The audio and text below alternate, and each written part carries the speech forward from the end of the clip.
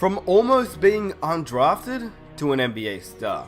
I just want team to fall in love with me, and that's my plan, and I'm gonna just go all out. This season, I won't lie, the 2016-17 season has been one of the best seasons in terms of Isaiah Thomas's game.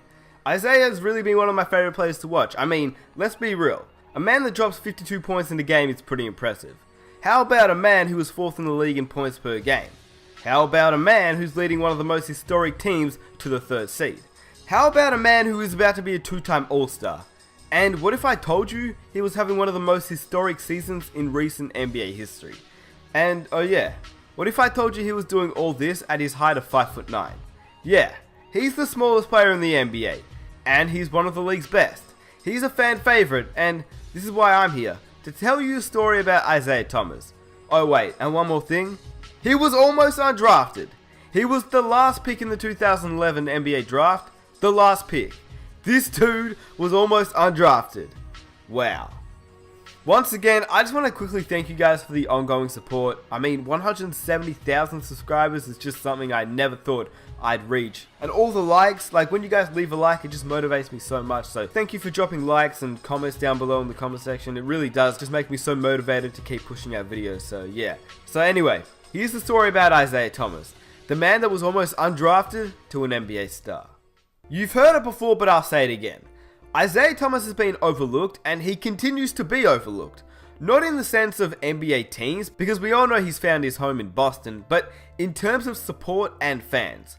At times, he's also a little bit underrated, and to be honest with you, I've been a huge contributor to that. Call me a bandwagoner or whatever name you want, but I'll be the first to admit, I've changed my whole perspective on Isaiah Thomas. I always thought that he was one of those point guards, a great 6th man, but a guy that couldn't really be a starter, let alone be the face of a team, let alone be the face of probably the most historic team in the NBA. He's not only surprised myself, but he's surprised a lot of people. See, I was one of those guys who really had the mindset of short players can't dominate a game like big men can, or taller players at their position, which is obviously crazy, and maybe it's a little bit ignorant to say that, considering I've watched players like Chris Paul dominate a game. I know what Allen Iverson did on the court, and for those that know me personally, I'm a point guard in real life, and I'm undersized in most games, so in a way, it's almost me thinking in an uneducated way, yet I know what short players can do on the court with a great mindset and skill set. The thing is, it was people like me that Isaiah Thomas didn't really give a shit about, because, to put it bluntly, he had been overlooked his entire career, and even before his time in the NBA. Heading into the 2011 NBA draft, Thomas was named first team All-Pac-10. Not once, but twice, but that didn't lead teams to want to select him, even though he proved he was clutch as hell by scoring 28 points and hitting a game-winner buzzer beater in overtime to lead the Huskies to a victory over Arizona in the championship game of the Pac-10 tournament. He's going to do it himself. Thomas, shake, crossover, step back. At the buzzer, Young, safe, and Washington wins it on a last-second J. Cold-blooded. But hey, that didn't matter. Teams didn't care. They didn't care how good Isaiah Thomas was, yet they knew how much talent he had. Because what would a 5'9" guy do in a league like the NBA? Well, let's just say that they were all wrong. One team had faith in him, and I say some faith in a gritty type of way, considering they picked him with the last pick in the NBA draft.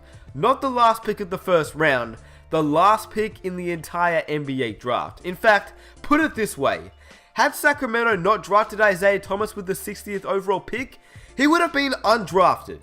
Just think about that for a second.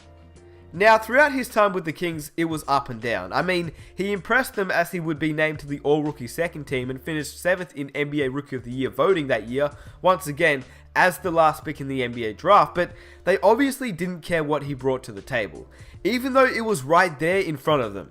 He was averaging 20 points and 6 assists, and he only started 54 out of the 72 games he played in. But the Kings were like, nah, no talent here, just a midget dropping buckets on people. Anyway, Isaiah didn't want to be known as someone who had talent, but instead, someone who had heart and determination. Do you want to know why I say they didn't really care about him? Well, It's because they traded him. They didn't just trade him for an average player. They traded him to the Phoenix Suns in a sign and trade deal, which sent Alex Oriaki to the Kings. Alex Oriaki has never played a game in the NBA. I don't care if they thought he'd have talent heading into the NBA. It doesn't matter. Alex Oriaki hasn't played one NBA game. They traded Isaiah Thomas for him.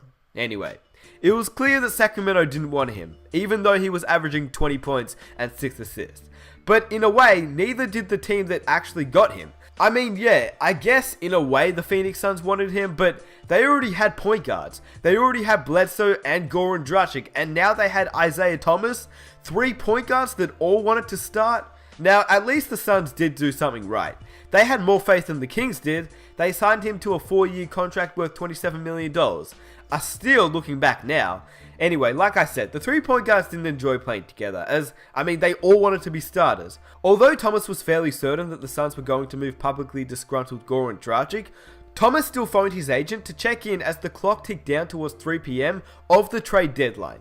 On the Suns bus, word arrived that Dragic had been dealt to the Miami Heat, and Thomas recalls a sense of relief washing over the bus, as players were excited that the backcourt logjam might ease now. But then just 7 minutes later, Thomas was told by Wright, who had been traded from Boston to Phoenix 1 month earlier, he stood up and announced, "IT, you just got traded." Thomas thought it was a joke. They just traded Dragic, but then a Phoenix coach climbed onto the bus a couple minutes later and confirmed the news. Now that's just crazy. But you want to know what's even more crazy? All the Suns got in return for Isaiah Thomas was veteran guard Marcus Thornton and a 2016 first round pick, which was Cleveland's pick. That became the number 28th pick that year. So pretty much they got Marcus Thornton for Isaiah Thomas. And people say that Isaiah Thomas hasn't been slept on. Come on now, Alex Oriaki and Marcus Thornton? That is bad. This wasn't bad for Isaiah though. Finally a place with no issues. The fans loved him. The players let him be him. The coach let him do what he needed to do. And Isaiah has shown the world why you should never underestimate a small guy. You can't even say that teams wanted him because he slipped to the last pick. Any team in the NBA can trade for the last overall pick in the NBA draft. But now, he's an all-star. In fact, he's probably going to become a 2-time all-star. He's leading the Celtics to the playoffs, let alone the 3rd seed in the East, and he's 5th in scoring, averaging more points than LeBron James, Kevin Durant, Jimmy Butler, Damian Lillard, Stephen Curry, Kyrie Irving. Oh wait, and did I mention he's 5'9" and almost undrafted? Crazy, huh?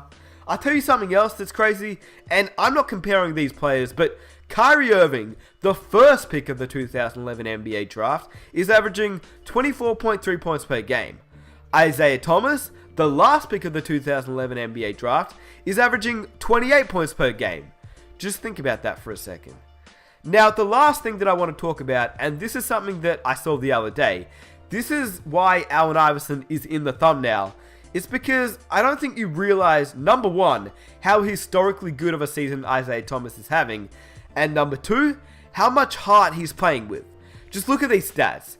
In every statistical category shown in this chart, Isaiah Thomas is better.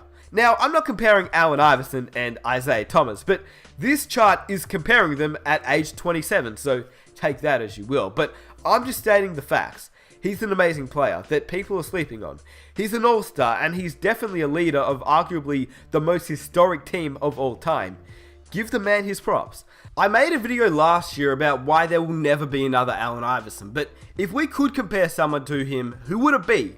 And I came to the conclusion of Kyrie Irving, who I still think shares some similarities, but this guy Isaiah Thomas could also make his case. And I hope you guys enjoy the video. Like I said in this video, he's gone from almost being undrafted to now being in MVP discussions, as he's 7th in the MVP race at the moment. That's just crazy. Anyway, if you guys enjoyed this video, it would mean the world to me if you could hit that subscribe button. You guys have been showing a lot of support recently, and I thank all of you new subscribers for obviously subscribing. But if you're new, definitely hit that subscribe button for more videos just like this, and comment down below what other videos that you'd like me to make.